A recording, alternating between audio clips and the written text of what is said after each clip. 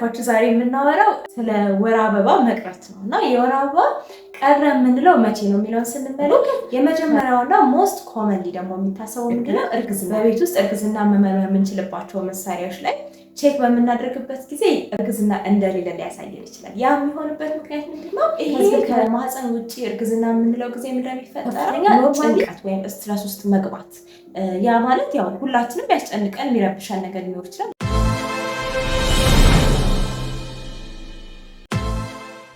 ሰላም እንዴት ናችሁ? ረዲት ነኝ። ዛሬም በሌላ ርዕስ ተመልሷል። ዛሬ ደግሞ የምነግራችሁ ሳታረግዙ የወር አበባ ሊቀር የሚችልባቸው ምክንያቶች ይሆናል ማለት ነው። እንደተለመደው ብዙ ጠቃሚ ነገሮችን ስላሉበት እስከ ቪዲዮ መጨረሻ ድረስ መቆየታችሁ እንዳትረሱ። ዛሬ እስካሁን ድረስ ሰብስክራይብ ካላደረጋችሁ ሰብስክራይብ አድርጉ፣ ላይክ አድርጉ። ለብዙ ሰዎች ደግሞ ይሄ ቪዲዮ እንዲደርስ ሼር ማድረጋችሁ እንዳትረሱ ማለት ነው።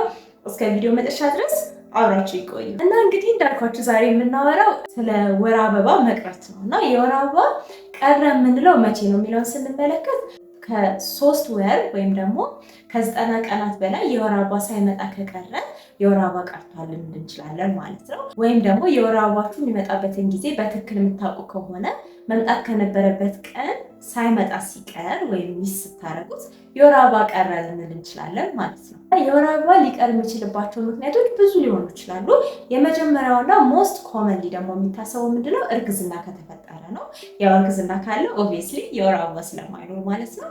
አንዳንድ ጊዜ እርግዝና ተፈጥሮ ነገር ግን በቤት ውስጥ እርግዝና መመርመር የምንችልባቸው መሳሪያዎች ላይ ቼክ በምናደርግበት ጊዜ እርግዝና እንደሌለ ሊያሳየን ይችላል። ያ የሚሆንበት ምክንያት ምንድነው? ከዚህ በፊትም ባይዘዌ ስለ እርግዝና መመርመሪያ መሳሪያው እንዴት ነው የሚሰራው የሚሉት ነገሮች ቪዲዮ ሰርቻለሁ። እዚህ ጋር ያላችሁ ሊንኩ ሄዳችሁ መመልከት ትችላላችሁ። እና በዋናነት የሚሰራው ይሄ መሳሪያ ኤችሲጂ የምንለው ሆርሞን እርግዝና በሚፈጠር ጊዜ እንግዲህ የሚመረት ሆርሞን ነው እና እሱ በሽንት ውስጥ አለ ወይስ የለም፣ ምን ያህል ነው ያለው የሚለውን ነው የሚያሳየን ማለት ነው። ስለዚህ እርግዝና ከተፈጠረ ብዙ ካልቆየ ገና ጊዜው እርሊ ከሆነ ይሄ ኤችሲጂ የምንለው ሆርሞን በበቂ ሁኔታ በሽንት ውስጥ ላይኖር ይችላል። ስለዚህ በዛ ምክንያት የቤት ውስጥ የእርግዝና መመርመሪያ መሳሪያው ደግሞ አይ እርግዝና የለም ብሎ ሊያሳየን ይችላል ማለት ነው። ስለዚህ ይሄም ሆኖ ሊሆን ስለሚችል ማድረግ የሚኖርብን ምንድነው ከ1 ሳምንት በኋላ ድጋሚ ቼክ ማድረግ ማለት ነው። ይሄ መሳሪያ በትክክል እርግዝና እንደተፈጠረ ደግሞ የሚያሳየን ማለት የሚመከረው ቼክ ለማድረግ ጊዜው የወር አበባ የሚመጣበትን ቀን በትክክል የምናውቅ ከሆነ መጀመሪያ የወር አበባን መምጣት ኖሮበት ሚስ ያደረግነው ቀን ወይም ሳይመጣ ከቀረ በኋላ ቼክ ብናደርግ ሞር ላይክሊ ትክክለኛ የሆነ ውጤትን ልናይ እንችላለን ማለት ነው። ስለዚህ እንግዲህ የመጀመሪያው ምክንያት ምን ሊሆን ይችላል? እርግዝና ሊሆን ይችላል እንዳልኳችሁ። ነገር ግን ደግሞ ጊዜው ገና ከሆነና እርሊ ከሆነ ደግሞ እነዚህ የእርግዝና መመርመሪያ መሳሪያዎች ደግሞ አይ እርግዝና የለም የሚል ሊያሳየን ይችላል ማለት ነው። የወር አበባ ሊቀር የሚችልበት ምክንያቶች ውስጥ ደግሞ ሁለተኛ ላይ ደግሞ የሚቀመጠው ኤክቶፒክ ፕሬግናንሲ የምንለው ወይም ከማህፀን ውጭ እርግዝና የምንለው ነው። በዚህ ጊዜ ምንድነው እርግዝናው ተፈጥሯል፣ ግን እርግዝና እንግዲህ መጀመሪያ ላይ እንደምታውቁት ፈርቲላይዜሽን የሚባል ፕሮሰስ አለ። ያ ምንድነው የወንዱ ዘር ከሴቷ እንቁላል ጋር የሚገናኝበት ፈርቲላይዜሽን እንላለን። ያ በፈርቲላይዜሽን የተፈጠረው ኤምብራዮ የሴቷ ማህፀን ላይ ሄዶ ይጣበቃል ማለት ነው። ሄዶ ግን ካልተጣበቀ እርግዝና ተፈጠረ ማለት አይቻልም ማለት ነው። ይሄ ከማህፀን ውጭ እርግዝና የምንለው ጊዜ እንደሚፈጠረው ኖርማሊ ማህፀን ውስጥ መጣበቅ ከነበረበት ቦታ ውጭ ለምሳሌ በማህፀን ቱቦ ላይ ሊሆን ይችላል ሄዶ ሲጣበቅና እርግዝና ሲፈጠር ነው ማለት ነው። ይሄ ምን ይባላል? ኤክቶፒክ ፕሬግናንሲ እንለዋለን። ይሄ ኤክቶፒክ ፕሬግናንሲ ወይም ከማህፀን ውጭ እርግዝና የምንለው ዋና መለያ ባህሪው ምንድነው? መጀመሪያ አካባቢ ላይ በደንብ ኤችሲጂ የምንለው ሆርሞን አይመረትም። በዛ ምክንያት እርግዝና መመርመሪያ መሳሪያ ላይ ሲታይ እርግዝና እንደሌለ ሊነግረን ይችላል ማለት ነው። ስለዚህ ሌላኛው የወር አበባ ቀርቶ ነገር ግን እርግዝና አልተፈጠረም የሚል ውጤትን ልናይ የምንችልበት ምክንያት እንግዲህ ምንድነው ማለት ነው? ከማህፀን ውጭ እርግዝና ሲፈጠር ነው ማለት ነው። የመጀመሪያው እርግዝና ሳይፈጠር ነገር ግን የወር አበባ ሊቀር የሚችልበት ምክንያት ሆርሞናል ኢምባላንስ ሲፈጠር ነው ማለት የሆርሞን መዛባት ሲፈጠር። ይሄ የሆርሞን መዛባት በተለያዩ ምክንያቶች ሊፈጠር ይችላል። አንደኛ የተለያዩ የእርግዝና መከላከያዎችን በመውሰድ ምክንያት ሊመጣ ይችላል። አብዛኞቹ የእርግዝና መከላከያዎች የሚሰሩት ምንድነው? ኦቭሌሽን የምንለው ወይም እንቁላል ከኦቫሪ ከምንለው የማህፀን ክፍል ከዛ የመለቀቅ ነገሩ እንዲቀር በማድረግ ኦቭሌሽን እንዳይፈጠር በማድረግ ነው የሚሰሩት። እና እንግዲህ ሰውነታችን ኦቭሌሽን ሲፈጠር ወይም እንቁላሏ ስትለቀቅ ነው ኦኬ ስለዚህ አሁን በደንብ ቦታ ማዘጋጀት አለብን ብሎ የማህፀን ግድግዳ እንዲወፍር ከዛ በኋላ ህፃኑ ከተፈጠረ እርግዝናው ከተፈጠረ ደግሞ የሚጣበቅበት ቦታ ማዘጋጀት ትጀምራል ማለት ነው። ከዛ ደግሞ ይሄ ሳይፈጠር ሲቀር ደግሞ ፈራርሶ ሜንስትሬሽን ምንለው የወር አበባ ምንለው እንዲፈጠር ይሆናል ማለት ነው። ስለዚህ ኦቭሌሽን የምንለው ሳይፈጠር ሲቀር ግን ሰውነታችን ግራ የመጋባትና ይሄን ነገር እንደ ድሮ ጊዜውን ጠብቆ የማድረግ ነገሩ ይዛባል ማለት ነው። ስለዚህ ሶስተኛው እርግዝና ሳይፈጠር ነገር ግን የወር አበባ ሊቀር የሚችልበት ምክንያት የተለያዩ የእርግዝና መከላከያ መድኃኒቶችን መጠቀም ሊሆን ይችላል ማለት ነው። በዚህ ጊዜ ይሄ ከሆነ እንግዲህ ያው ከጤና ባለሙያው ጋር መመካከር ነው። ያን ያህል ከፍተኛ የሆነ ጉዳት ያለው ነገር አይደለም። ምክንያቱም ያው ከወር አበባ ጋር ተያይዞ የመጣው ህመም፣ ደም መፍሰስ እነዚህ ነገሮች የሚቀንስ ነገር ስለሆነ የሚያሳስብ ነገር አይደለም ማለት ነው።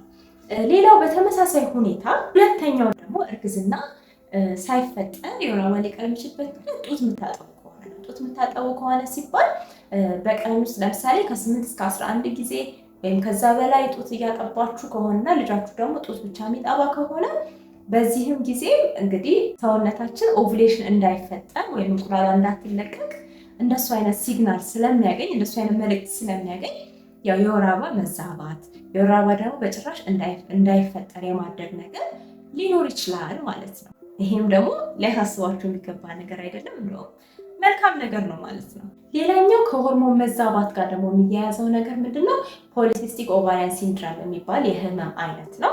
ይሄም ዋነኛ መገለጫው ምንድነው? የሆርሞን መዛባት ነው ማለት ነው የሚፈጠረው እና ይሄ ህመም ያለባቸው ሰዎች ላይም እርግዝና ሳይፈጠር ነገር ግን የወር አበባ ላይመጣ ወይም ደግሞ ሊቀር የሚችልበት እድል አለ ማለት ነው። ይሄ ህመም ያለባቸው ሰዎች ላይ ተያይዘው የሚመጡ ምልክቶች አሉ። ለምሳሌ ኢሬጉላር የሆነ ወይም ደግሞ የወር አበባ መቅረት ብቻ ሳይሆን የወር አበባ መዛባት፣ በጣም መጠኑ ብዙ የመሆን ነገር፣ ህመም ያለው ማለት ቁርጠት ያለው ነገር መሆን፣ የኪሎ መጨመር፣ ብጉር ወይም አክኒ የምንላቸው ነገሮች አብሮ የመኖር እንዲሁም ደግሞ የማይፈለግ ፊት ላይ ምናምን የሚወጣ ፀጉር፣ እነዚህ ነገሮች አብረው ሊፈጠሩ ይችላሉ ማለት ነው። ፖሊሲስቲክ ኦቫሪያን ሲንድረም እንግዲህ ህክምና ያለው ነገር ስለሆነ ያው የጤና ባለሙያን ሄዳችሁ ብታማክሩ ነው ማለት ነው። ሌላኛው እርግዝና ሳይፈጠር የወር አበባ ሊቀር የሚችልበት ምክንያት ታይሮይድ ኢምባላንስ የምንለው ወይም ደግሞ ከታይሮይድ ጋር ተያይዞ ያሉ ችግሮች በተለምዶ እንቅርት የምንለው ማለት ነው። ከሱ ጋር ተያይዞ ያሉ ችግሮች እንግዲህ የሆርሞን መዛባትን ሊያመጡ ስለሚችሉ በዛ ምክንያት የወር አበባ ሳይመጣ ሊቀር ይችላል ማለት ነው። ከዚህ በተጨማሪ ደግሞ በጣም ብዙ ኤክሰርሳይዝ የሚያደርጉ ሰዎች ወይም ስፖርትን በጣም የሚሰሩ ሰዎች ለምሳሌ አትሌቶች፣ የተለያየ ስፖርት እንቅስቃሴ ላይ ያሉ ሰዎች በጣም በብዛት ስፖርትን የሚሰሩ ከሆነ የሆርሞን መዛባት እነዚህም ላይ ሊገጥማቸው ይችላል። ስለዚህ እርግዝና ሳይፈጠር የወር አበባ ግን ሊቀር ከሚችልባቸው ምክንያቶች ውስጥ አንዱ ይሄ ቱማች ኤክሰርሳይዝ ወይም በጣም ብዙ እንቅስቃሴ ወይም ስፖርታዊ እንቅስቃሴ መስራት ነው ማለት ነው። ከዛው ጋር ተያይዞ ደግሞ ሌላ የወር አበባ ሊቀር የሚችልበት ምክንያት የኪሎ መዛባት ማለት ምንድነው? በጣም ዌይት ጌን ማድረግ፣ ብዙ ኪሎ መጨመር ወይም ደግሞ በጣም ብዙ ኪሎ መቀነስ። ይሄ እንግዲህ በቀጥታ ኤስትሮጅን የምንለው በሰውነታችን ውስጥ ያለ ሆርሞን በዋነኝነት የወር አበባ እንዲመጣ የሚያገዝ የወር አበባ ሳይክል ወይም ዑደት የምንለውን ነገር በትክክል እንዲሄድ የሚያግዝ ነገር ስለሆነ እሱ ጋር ኤስትሮጅን ጋር ኢምባላንስ እንዲፈጠር ያደርጋል። ስለዚህ ኪሎ በጣም በብዛት መጨመርም በብዛት መቀነስም የወር አበባ እንዲዛባ እንዲሁም ደግሞ እንዲቀር ምክንያት ሊሆን ይችላል ማለት ነው። ሌላው በተጨማሪ በተመሳሳይ ሜካኒዝም ማለት ነው ማለትም ኤስትሮጅን የምንለውን ሆርሞን ከማዛባት ጋር ተያይዞ በጣም ከፍተኛ ጭንቀት ወይም ስትረስ ውስጥ መግባት። ያ ማለት ያው ሁላችንም ያስጨንቀን የሚረብሸን ነገር ሊኖር ይችላል። ነገር ግን በጣም በቃ የሚያሳስብ የሚያስጨንቅ ነገር ለምሳሌ ስራ በማጣት ምክንያት ሊሆን ይችላል፣ ፋይናንሻል ኢሹ ሊሆን ይችላል። በተለያዩ ምክንያቶች ከፍተኛ ጭንቀት ውስጥ ከሆንን፣ ህይወታችን ውስጥ ከፍተኛ ለውጥ ላይ ከሆንን በእነዚህ ምክንያቶች ይሄ እንግዲህ ውስጣችን ሆርሞናችንንም የማዛባት ነገር ሊኖረው ስለሚችል በዛ ምክንያት የወር አበባ እንዲቀር ምክንያት ሊሆን ይችላል ማለት ነው። ሌላኛው እንግዲህ የወር አበባ ሊቀር የሚችልበት ምክንያት እና በጣም ኮመን ነገር አንደኛ እንግዲህ እንዳልኳቸው እርግዝና ሊሆን ይችላል ብለናል። ግን እርግዝና ካልሆነ ሌላኛው ደግሞ ሞስት ኮመን ነገር ምን ሊሆን ይችላል? ማረጥ ወይም ሜኖፖዝ የምንለው ጊዜ ላይ መቃረብ አንዱ ምክንያት ሊሆን ይችላል። ያው በዚህ ጊዜ እንደምታውቁት የወር አበባ ዑደት አይኖርም ማለት ነው። ይሄ ተፈጥሯዊ ነገር ነው። እድሜ በሄደ ቁጥር የእንቁላል መጠን እየቀነሰ ሆርሞኖቻችን እየቀነሱ ያላቸው ኢፌክት እንደዚህ እያለ ስለሚሄድ ሜኖፖዝ አካባቢ ላይ መድረስ ወይም ፔሪሜኖፖዝ የሚባለው ጊዜ ላይ መድረስ የወር አበባ እንዳይመጣ ምክንያት ሊሆን ይችላል ማለት ነው። ከዚህ ጋር ተያይዞ ሊመጡ የሚችሉ ምልክቶች ለምሳሌ ሆት ፍላሽ ስንላቸው ድንገተኛ የሆነ ከፍተኛ የሆነ ሙቀት ስሜት መሰማት፣ በተለይ ግንባር አካባቢ፣ ደረት አካባቢ እንደዚህ ላብ ስምጥ የማድረግ የመሞቅ ስሜት መሰማት አንዱ ተያይዞ የሚመጣ ምልክት ሊሆን ይችላል ማለት ነው።